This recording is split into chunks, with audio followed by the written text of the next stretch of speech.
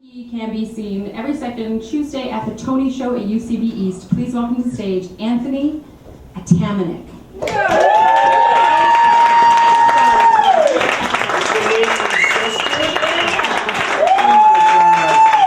Oh my God. Hello everybody, I'm Anthony Atamanuik, and you don't recognize me, but that's alright. So, before I'm going to do a couple of characters and things for you, my bike got stolen yesterday. Yeah, what's even worse is that two of them got stolen, both of them 30 Rock bikes that were set gifts from the wrap of the show, which I left.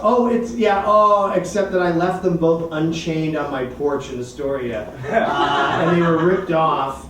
And then that same night, the night my bikes got stolen, my lock, the key didn't work in my lock to my apartment, and my girlfriend is up in the way back bedroom with the air conditioner on the door shut. So I spent 2 hours on my porch pounding on my door, screaming with fits of rage where I would call her phone and it would go straight to silent voicemail, and I would try to contain myself and then eventually be like, "You fucking idiot! Leave your fucking phone on!" Like just like insane, abusive, like really, truly, like verbally abusive. Like when you think of like a traditional abusive character in a film, that's what I was doing. Like, "You fucking moron!"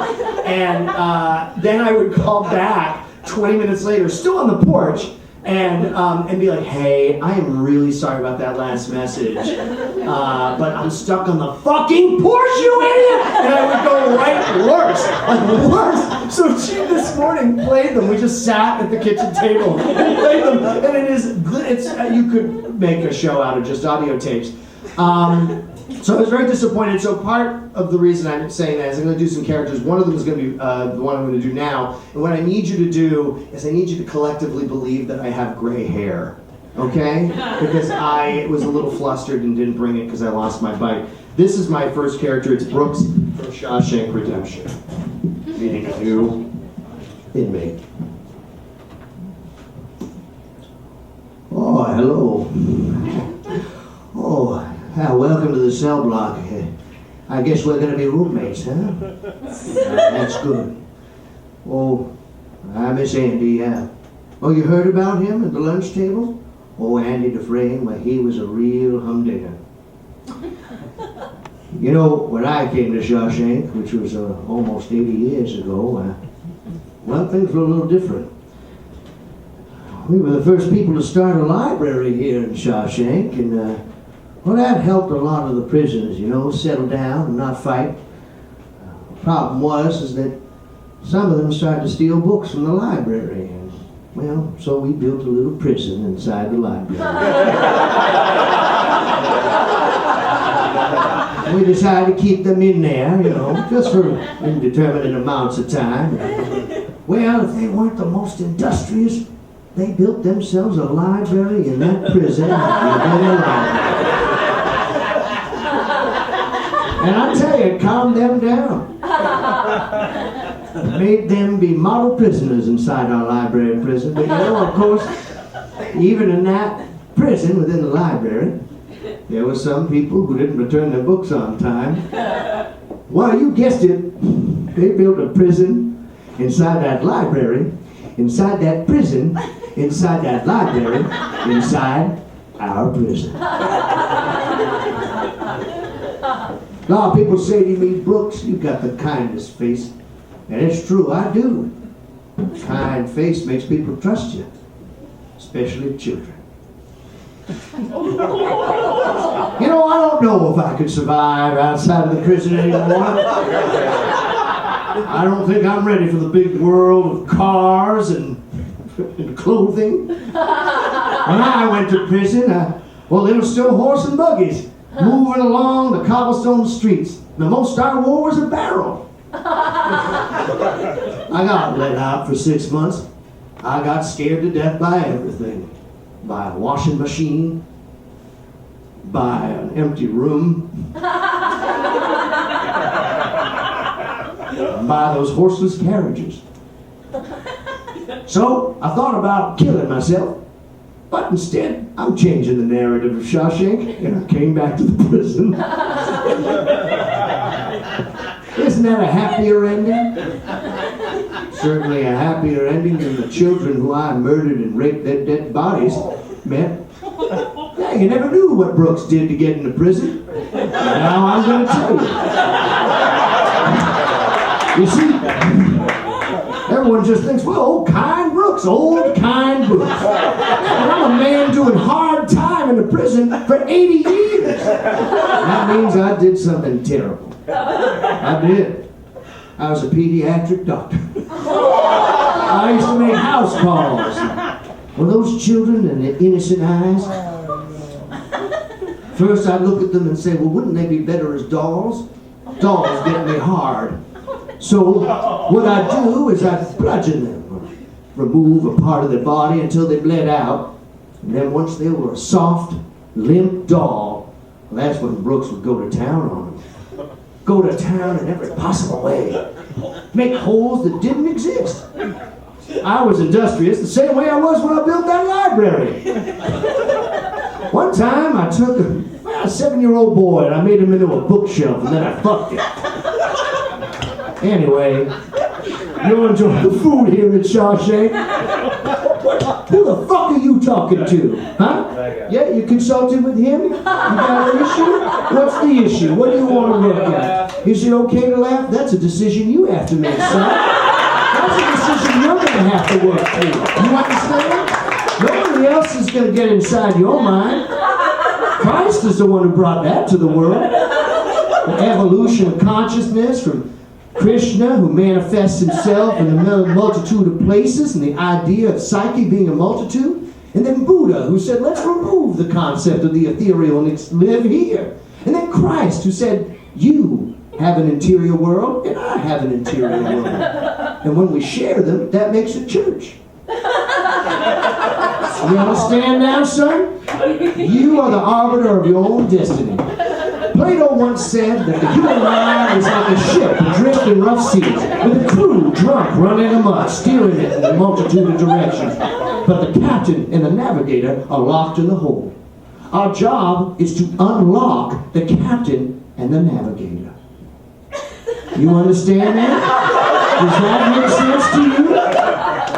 Well, now I'm going to ask you another question, son, since we're in prison forever. Don't look at him. You keep it here. That's exactly right. Top bump to bottom, and do you want me to cut your asshole with a razor before I fuck you, or do you dry? Thank you, that's my Brooks.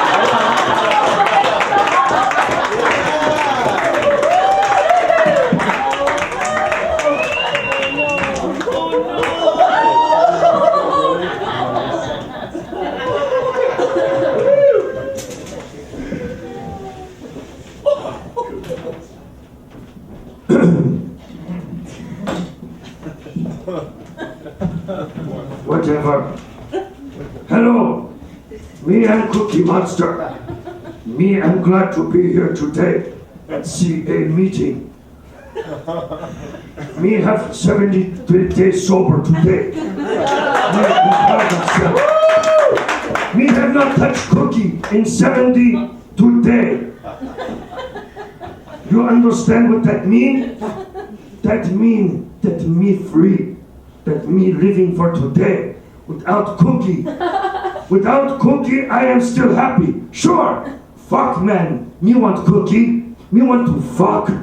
Me want to have Cookie. Me want to fuck again. Me want to crush up Cookie and snort. Me don't care how I have Cookie. Me just need Cookie, yes? There you go. Seeking permission internally from your friend. Now you got it, yes? Good. Me laugh because me share. Me share because this how me stay sober. Let me tell you me story. Me was little monster.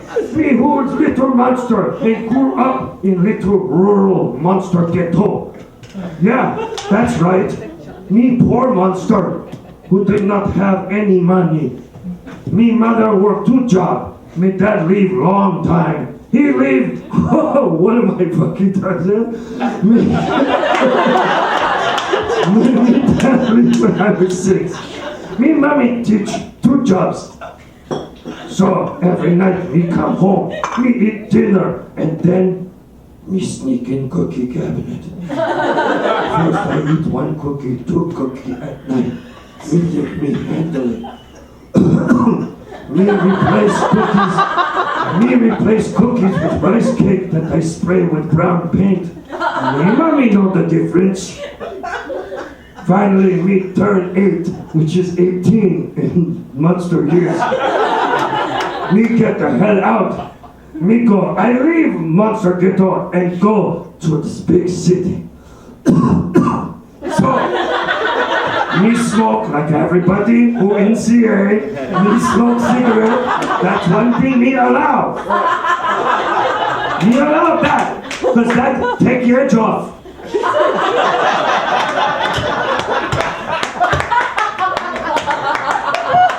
Me filled with self-loathing. Me filled with hatred. But me having cookie. Every night me have box of Oreo by myself alone. Most people eat cookie with friends on plate with milk. But me eat them alone. Sometimes me get so desperate me eat cookie crisp. That's not even cookie. That's real.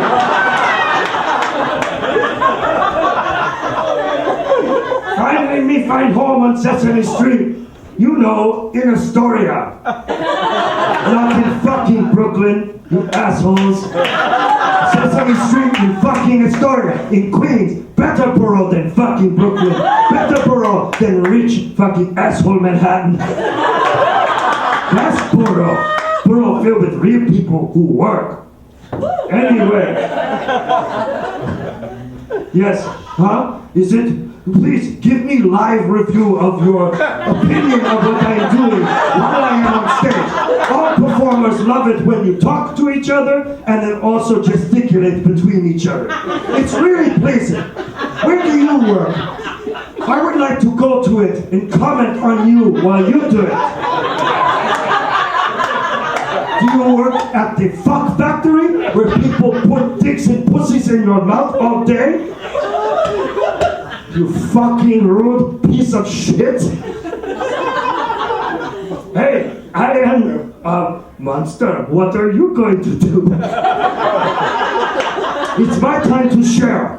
No crosstalk. Everyone know that in meeting. Everyone know that in meeting. Me move to Sesame Street, me think we can handle cookie. Me eat cookie all the time with Oscar. Oscar eat cookie, go back in garbage can. He fine. Why can he eat cookie and I can't?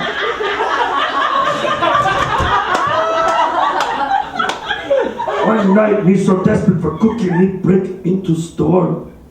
Me think that me just steal one bag of oatmeal cookies. I did not know Mr. Hooper be up. You didn't know who he was? We took back and beat him in the head until he died. Me kill Mr. Hooper. Me kill Mr. Hooper.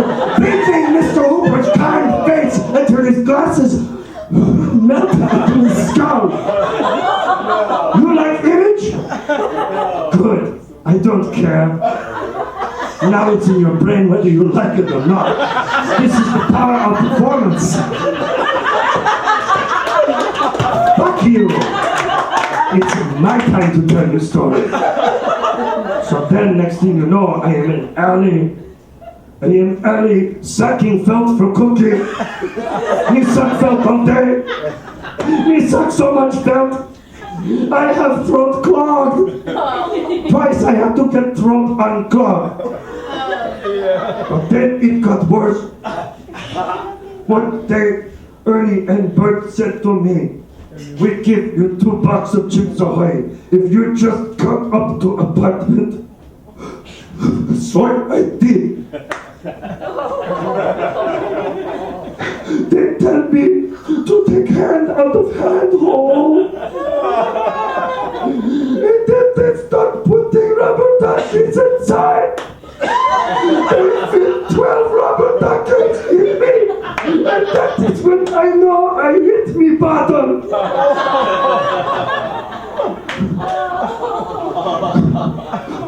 That is why today we am happy. We am happy to be okay. Because she no longer stands for cookie. She stands for clean and sober. Thank you.